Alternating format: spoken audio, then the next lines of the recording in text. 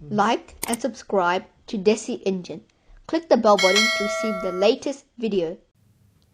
Let's do the next kind of noun, that is the collective noun.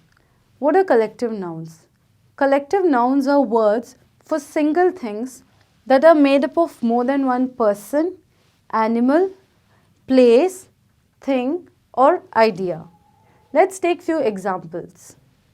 Bunch, group, jury, class, college, team. All these qualify as collective nouns because they are talking about similar objects in plural form. Let's take few sentences where we'll try to identify the collective nouns. Every morning, the herd follows its leader to the watering.